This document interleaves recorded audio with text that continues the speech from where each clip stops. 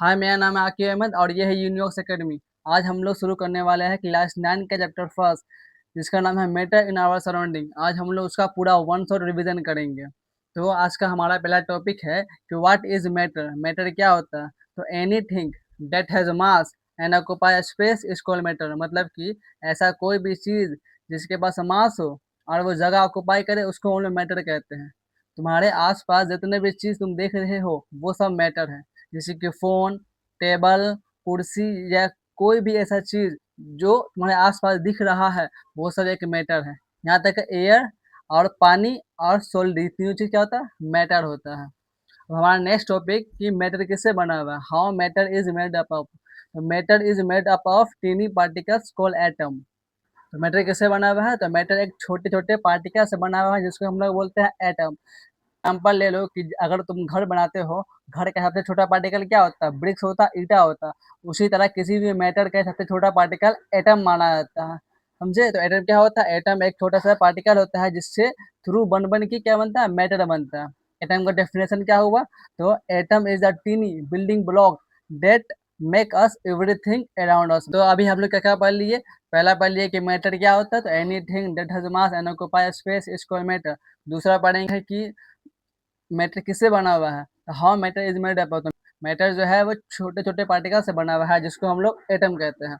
हमारा next topic है characteristics of matter particles. Matter particles का क्या क्या कैरेक्टरिस्टिक होता है, क्या क्या फीचर्स होता है? पहला feature, they are continuously move.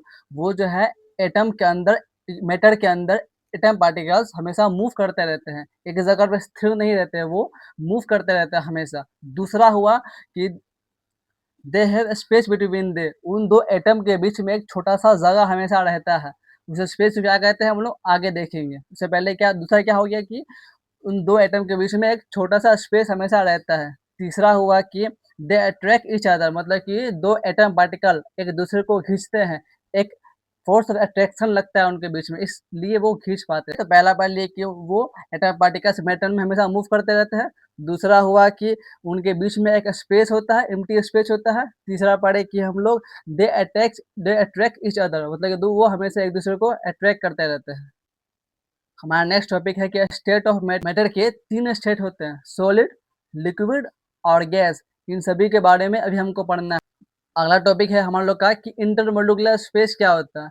तो the empty space between the atom और molecules is called intermolecular space. दो एटम या दो मॉलिक्यूल्स के बीच में जो एम्प्टी स्पेस होता है, उसको हम लोग इंटरमोलिकुलर स्पेस कहते हैं।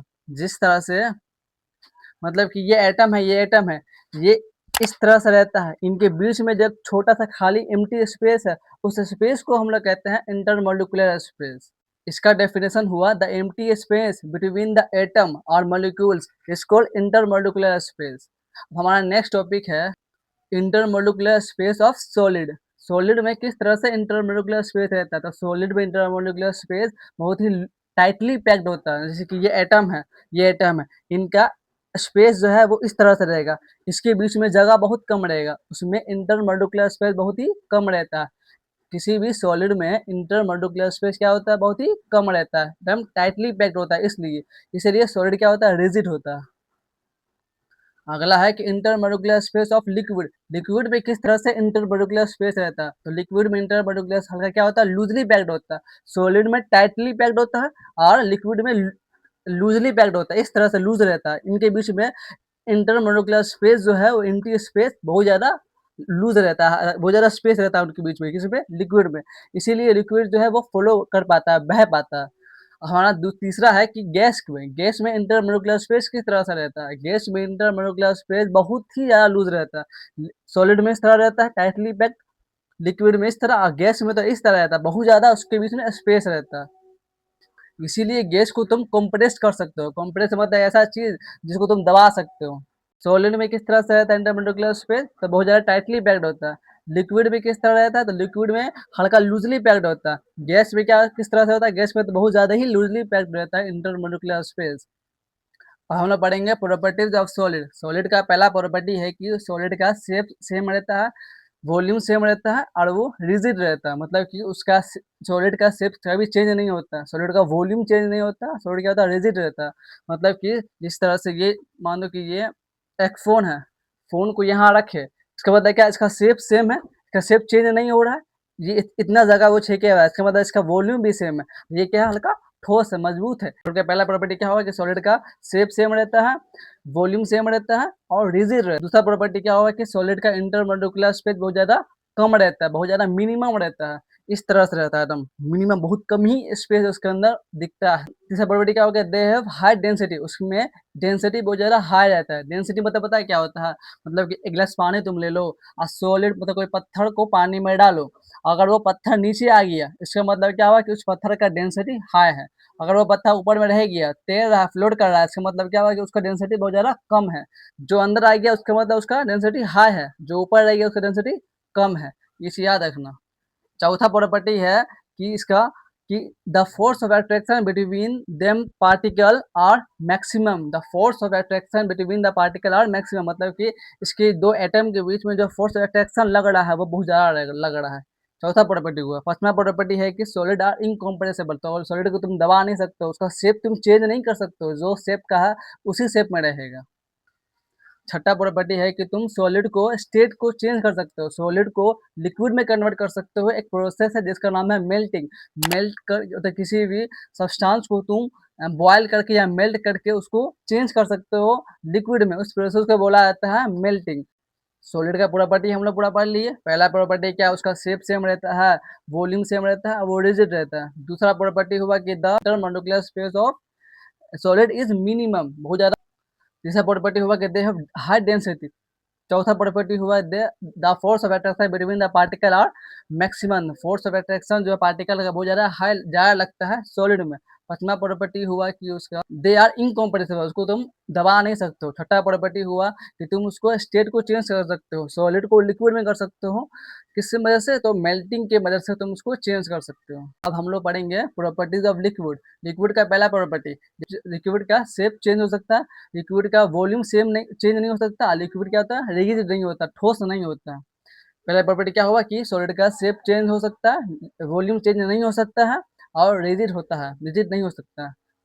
दूसरा प्रॉपर्टी हुआ कि इंटरमोलिकुलर स्पेस वो जो है वो सॉलिड से ज़्यादा रहता है, सॉलिड का इस तरह से रहता है, इंटरमोलिकुलर स्पेस बहुत ही कम रहता है, लिक्विड का हल्का ज़्यादा रहता है। दूसरा प्रॉपर्टी कहता है। तीसरा प्रॉपर्टी बोलता है कि जो लिक्विड है उसका डेंसिटी लो रहता है, सॉलिड के कंपेरिजन में उसका डेंसिटी लो रहता है। सॉलिड का जो डेंसिटी है वो ज़्यादा हाई रहता है और लिक्विड का डेंसिटी बहुत ज़्यादा कम रहता है। ये तीसरा प्रॉपर्टी वो।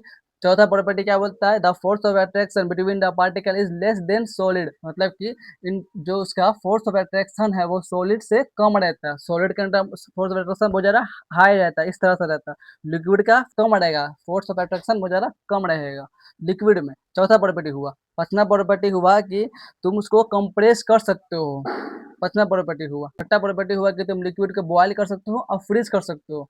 बॉयल अगर तुम लिक्विड को करोगे तो वो गैस में चेंज हो जाएगा, उस प्रोसेस को बोला जाता है इवेपोरेशन।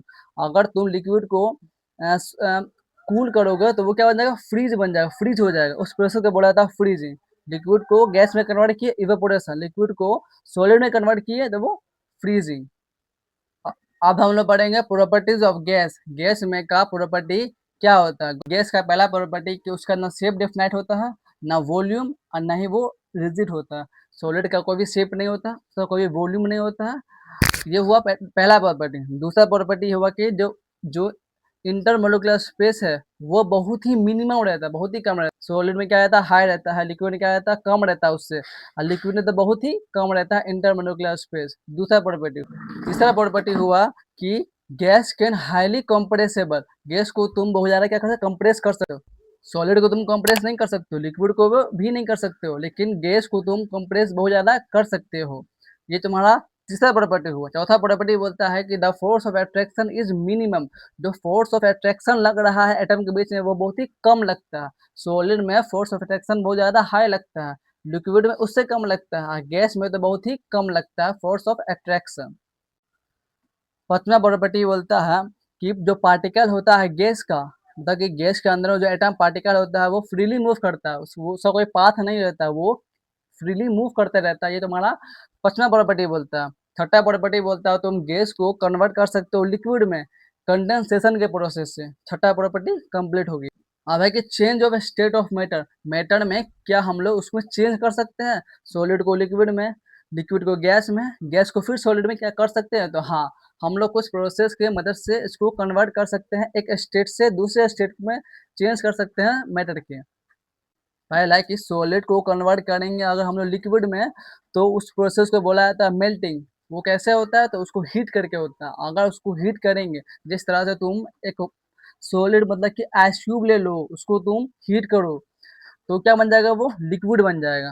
तो इसका मतलब क्या हुआ कि तुम सॉलिड को लिक्विड में कन्वर्ट कर रहे हो, हीट देके उसको तुम स्टेट को चेंज कर रहे हो। सॉलिड एक स्टेट हुआ, तुम उसको लिक्विड एक स्टेट में कन्वर्ट कर रहे हो, किस प्रोसेस से, तो मेल्टिंग प्रोसेस से। कैसे, तो उसको हीट देके। अब है कि सॉलिड को तुम डायरेक्ट गैस में कन्वर्ट कर सकते हो, किस प्रोसेस से, तो सब्लिमेशन प्रोसेस से। कैसे, तो उसको ज़्यादा हीट करके। सॉलिड को लिक्विड में कन्वर्ट किए तो मेल्टिंग, सॉलिड को गैस में कन्वर्ट करेंगे तो उसको क्या बोला जाता है, सब्लिमेशन। याद रखना, उसको सब्लिमेशन प्रोसेस बोला जाता है, सॉलिड को गैस में कन्वर्ट करने को। कैसे करेंगे, तो ओवर हीट देख के उसको करेंगे। अब है कि लिक्विड को सॉलिड में कन्वर्ट कर सकते हैं, तो लिक्विड को सॉलिड में कन्वर्ट कर सकते हैं, एक प्रोसेस, इसका नाम है फ्रीजिंग। फ्रीज करके मतलब कि सॉलिड, देखिए ये पानी है, पानी को फ्रिज में रख दोगे वो फ्रीजर में, तो क्या हो जाएगा, वो फ्रीज हो जाएगा, सॉलिड बन जाएगा। इसका मतलब क्या होगा, तुम लिक्विड को कन्वर्ट कर रहे हो सॉलिड में, फ्रीजिंग करके, फ्रीज करके सकते हो। उसको तुम 0 डिग्री टेम्परेचर पर रख के लिक्विड को सॉलिड में कन्वर्ट कर सकते हो, फ्रीज कर सकते हो। अब है कि लिक्विड को क्या हम लोग गैस में कन्वर्ट कर सकते हैं, तो लिक्विड को हम लोग गैस में कन्वर्ट करने को प्रोसेस को बोला जाता है इवेपोरेशन।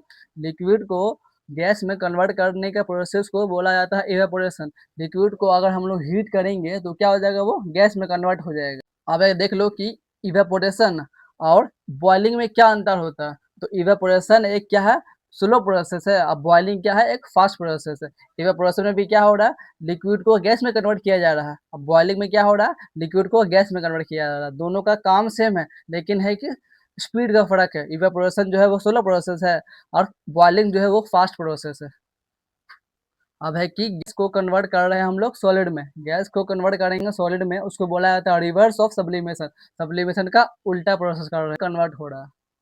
अब है कि gas convert into liquid, gas अगर लिक्विड में कन्वर्ट हो रहा है, इसका मतलब उस प्रोसेस को बोला जाता है कंडेंसेशन। कंडेंसेशन क्या होता है, तो gas converted into liquid is called condensation process due to cooling. Cooling बताइए, उसको ठंड करके, ठंडा देके उसको, मतलब ड्यू टू कूलिंग की वजह से हम लोग उसको कर पाते हैं, प्रोसेस को चेंज कर सकते हैं, गैस को लिक्विड में चेंज कर पा रहे हैं, उस प्रोसेस को बोला जाता है कंडेंसेशन।